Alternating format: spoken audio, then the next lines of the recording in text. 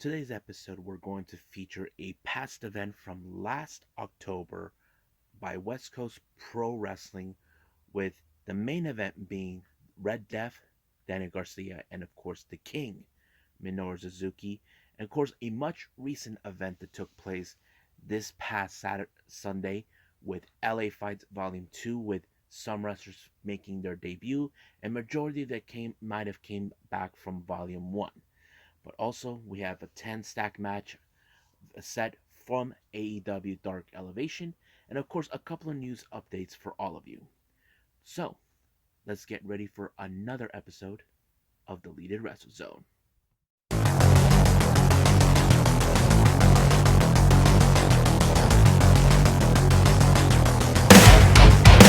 Are you ready? Get up, get up! Get up, get up! Get up, get up! Get up, get up! Get up, get up! Get up, get up!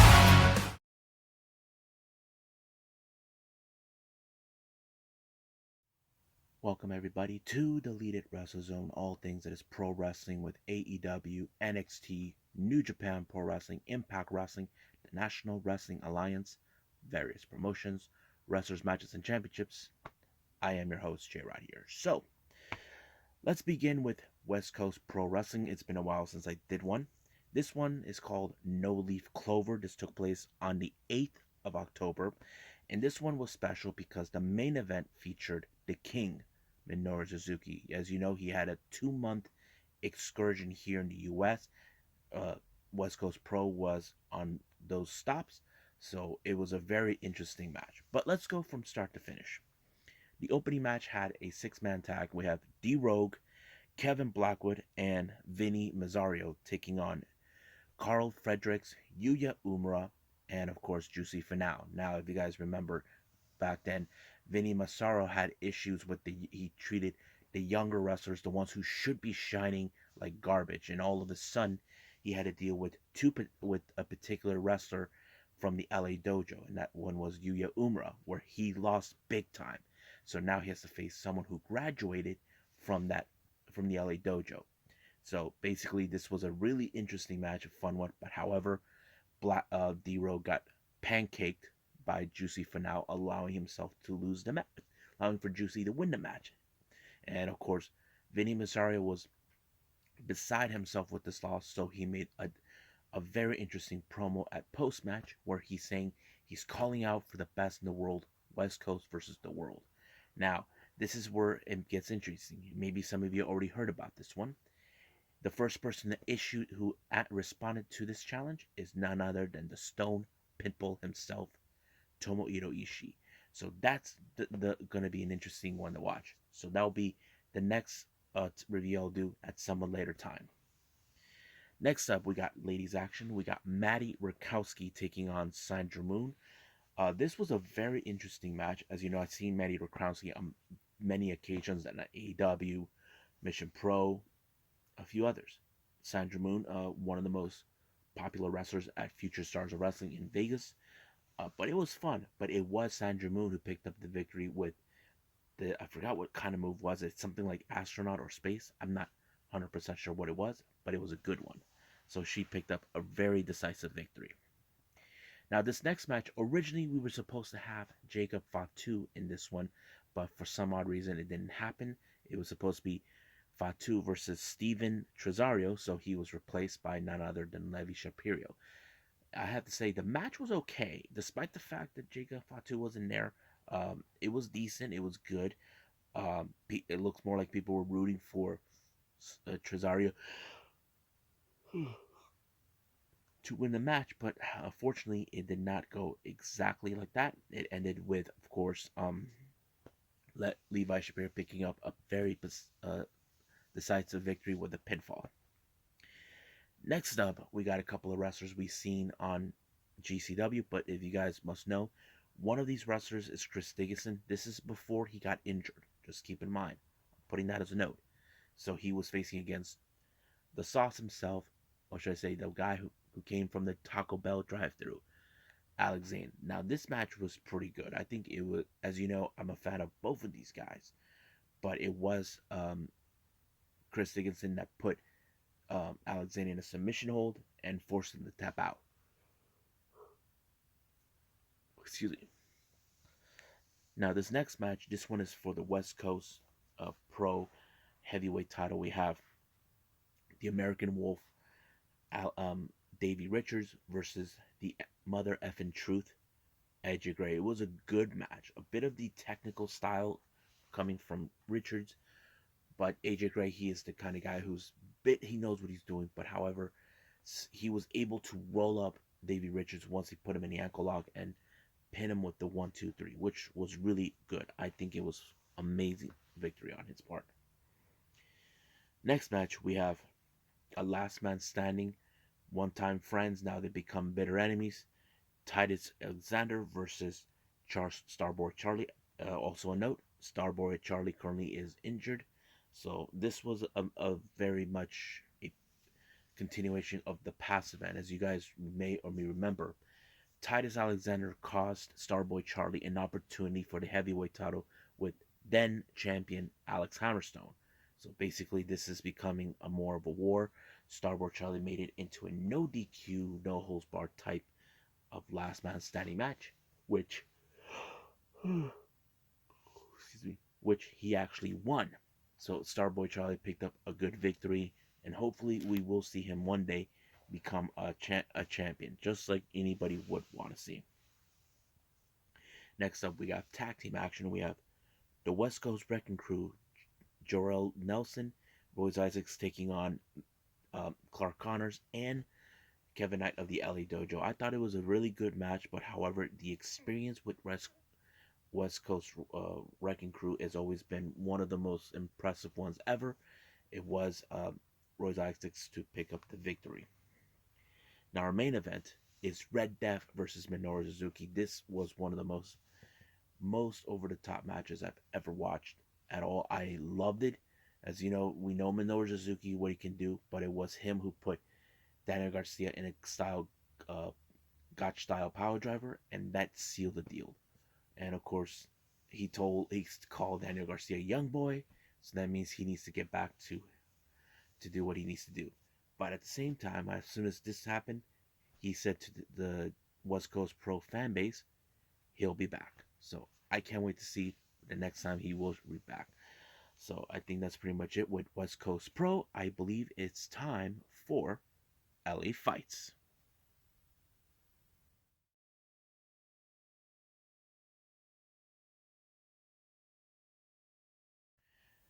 Okay, so we got LA Fights Volume 2. This took place on the 9th of January recently.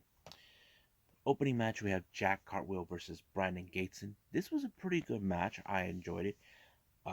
As you know, I'm a fan of Jack Cartwheel, but Brandon Gatson, I've seen him before.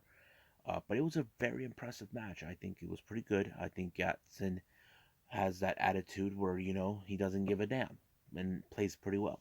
So he picked up a very good, decisive victory on this one.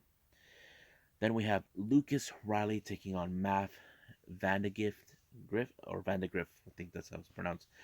But it was a really good one. I enjoyed. I seen Vandergriff many times over, but he did pick up a good decisive win when he rolled up Lucas Riley to win the match.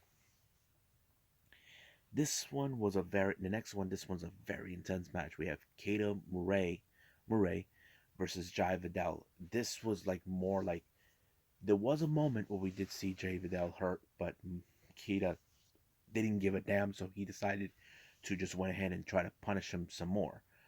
But I don't think that helped him in any way, but it did allow for Jai Vidal to win a very good decisive. That I think that's pretty great. As you know, Jai Vidal's been recently appearing in Impact Wrestling, but we'll see how that goes in his future. Next up, we got Damon Drake versus Angel Quest. Great match. I'm a fan of Adrian Quest. I was like, wow, pretty good. He was very amazing, and he picked up a very good decisive win. Next up, we got Juicy Finale taking on Tyler Bateman. This was one of the most hands down toughest matches you ever seen. As you know, Bateman, he is tough, and so is Juicy Finale. But it was Juicy who picked up a very powerful victory on this one to Bateman. I would have assumed Bateman would walk out of this, but no, it did not. It was Juicy. Next up, we got Titus O'Neil versus Nick Wayne. Now, this was to me like a bit of the underdog story with Nick Wayne. As you know, Nick Wayne, he is very young. He's wants to learn to be. He is the son of Buddy Wayne. I thought this was a very good opportunity for him to shine even some more. I was surprised when he beat Titus Alexander in this one when he pinned him 1, 2, 3. It was already over. I was like, wow, I like it. Next match we have Sandra Moon taking on Bad Dude Tito. This was like more like Tito's, how to say, he was able to try to control the match, but at some point it was Sandra Moon who was able to overturn it, but unfortunately he but it was Bad Dude Tito that picked up the victory with with some sort of a driver type move to Sandra Moon to allow himself to win the match, which was pretty good. Now our next match is a four-way match: Juice Diz versus Gregory Sharp versus D Rogue versus Lil Cholo. This one was a very interesting match, I have to say. But there was a bit of a thing that continued on between Judiz and D Rogue. It went all the way to the back and the front, but it was Little Cholo who put up a fantastic cutter onto um what's his name onto Gregory Sharp in order to win the match. It was pretty good. I think it was nice. Now our next match we have Kevin Blackwood taking on Dark Sheik. Man, that match, you know how that is. Dark Sheik is a fantastic wrestler. I love what she can do. I just enjoy it.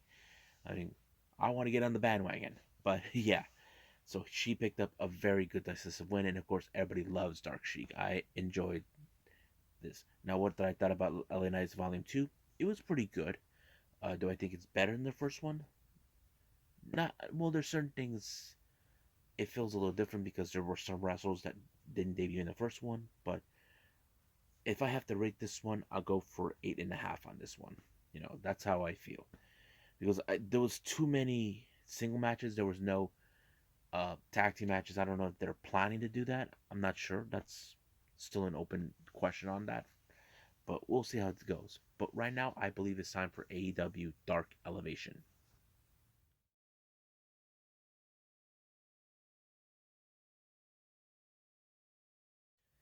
Okay, so the last thing I'm going to review is AEW Dark Elevation with 10 stacked matches they set up. First match is a very interesting tag team combination. We have Sunny Kiss teaming with Jay Lethal. The reason this was interesting, it was told that both of these guys are in fact Jersey boys. Makes perfect sense. It's the same thing what we saw with Joey Janela and Sunny, but now it's a different dynamic. Now I have to say this combination is really, really interesting to see both Sunny and Jay Lethal teaming up. And their opponents is Jaden Vall and Chris Steeler. But I have to say, Sunny and Jay, they work pretty well. I would like to see them compete more often as a tag team. But I mean, I don't mind seeing them also doing single competition as well.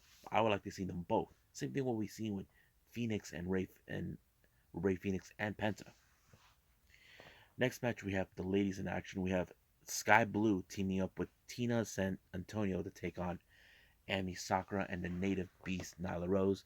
But unfortunately, the one who got eliminated, got pinned on this one was Tina, due to the fact she's the weakest link in the team. Allowed for Nyla Rose to pick up the beast bomb and to win the entire match. Next up, we got FTR, Dax Harwood, and Cash Wheeler to take on Pat Brink and Miles Askins. As you know, they are very good at what they do. They're very technical. They are the top guys. Fortunately, they couldn't get the AEW tag titles, but they got the job done as always. So they picked up a very good win. Now this tag team is a bit of a unorthodox, unknown what's taking place. As you know, Layla Hirsch has developed a new attitude. She teamed up with, of course, Red Velvet, and their opponents was Notorious Mimi and Becca. Now, anything could happen on this one, but there seems like there's been more like how to say Layla Hirsch just tried to take the credit for herself. That kind of felt that way, and I don't know how Red Velvet would react to it, but I'm sure that she does not like what she's seen. But it did allow for both of them to win their match. Next up, we got Powerhouse Hobbs versus Ryan Clansing. You know for a fact Powerhouse can just put his opponents out like a twig like that. Next up, we have QT Marshall taking on Zach Clayton. You may know him from the Jersey Shore, who is, in fact, I think he's engaged, or I don't know. He's dating JWoww.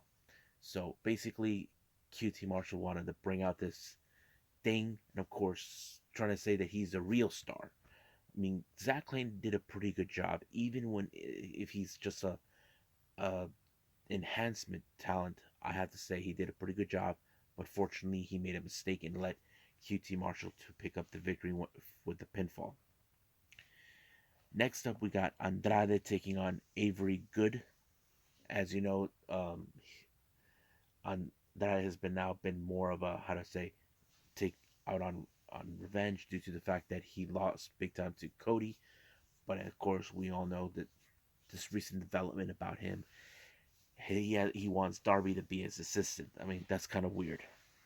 But he did pick up the victory with a very impressive submission to force Avery Good to tap out. Next up, we got the Acclaim. Max Caster and Anthony Bowens taking on Kevin Matthews and Joey Ace. You can guess right there that the Acclaim won by a very impressive victory. Dante Martin versus Action Edrity. You know how he wins. He's a high flyer. He does that one moonsault to pick up the victory, and that's how he pulls it up. Then our main event is the HFO, the Blade and Private Party, along with Matt Hardy, taking on the Dark Order, John Silver, Alex Reynolds, and Ten. Now, I would have assumed that it was going to end in with Ten doing a hurt lock, no, but this full Nelson, but no, it was a pretty good combination of all members contributing, allowing for them with this little thing. I forgot what they call it, but it was pretty good. It did allow for John Silver to pick up the victory with the 1-2-3. So I liked it. So it was pretty good. The rest of the show was fine. So we'll see about that. But right now, I believe it's time for some news updates.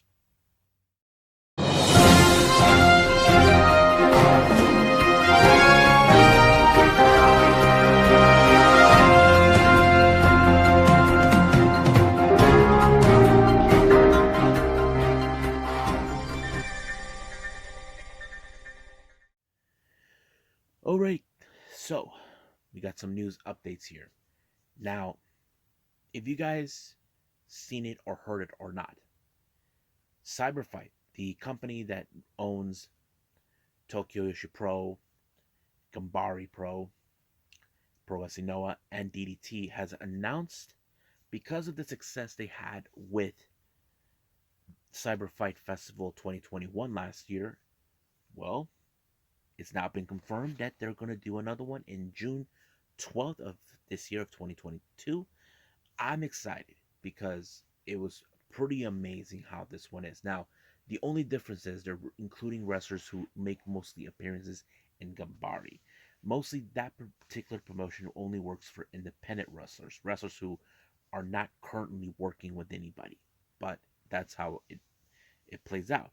But right now, I'm waiting to see how it goes. We still got time, so we got until June 12th of this year to get ready for it. I'm excited for it. Hopefully, if you guys haven't seen the first one, you can either watch it on the Wrestle Universe. I don't know how much you have to pay for the subscription, or hopefully it's still there. You can still watch it possibly at watchprowrestling.live. So we'll see how that goes. Now, as you all remember, Ring of Honor, they have ended things with their talent since the end of last year. Final Battle was the last show they had. It turns out they're going to take the rest of the quarter off this year, But they did announce that they're returning with their biggest event, or should I say their version of WrestleMania, Super Card of Honor, that will be taking place on WrestleMania week. Same thing they're going to do with WrestleCon or WrestleCade or whatever it is, where New Japan also strong is also going to be doing shows there. Um, I'm very excited to see that, but to be honest with you, I'm a bit more clinical because it's still unclear what if Ring of Honor can survive even after releasing all their talent. That's always been in talk. Now the new last news update here is Marco Stunt. There now been talk about where is Marco Stunt? Where is Marco Stunt? We haven't seen him for quite a while. It's true. You're not the only ones. I kind of questioned. I was thinking he was injured or he just took time off or whatever. Dave Meltzer reported saying that there's indications that he might be let go if they will not discuss for a re-sign of the contract because we would have assumed Marco would have been there when both Jungle Boy and Luchasaurus won the tag team titles. But apparently he said he's been doing stuff for The Voice, which makes perfect sense. He's been involved musically. If you guys haven't seen him, he's a fantastic singer. I enjoyed listening to him as well as a singer. But we'll see what happens then. But I'm just going to wait and see what's going to take place soon. So I believe it's time for me to call it a night. Well, I hope you guys enjoyed me reviewing this episode. Coming up, we have, of course, Tuesday Wrestling that involves NWA Power and AEW Dark, and of course, NXT 2.0. But however, I will start things up with WrestleCade with the 6th anniversary showcase of champions. It took place last November on the 26th. I'm really excited to review that one. I know this is a past event, but I have to do it because I haven't seen it, and hopefully one of these days you guys can get to see it too. But for now, I will see you guys in the next DWZ time, same DWZ channel. I must bid all of you adieu. So, goodbye.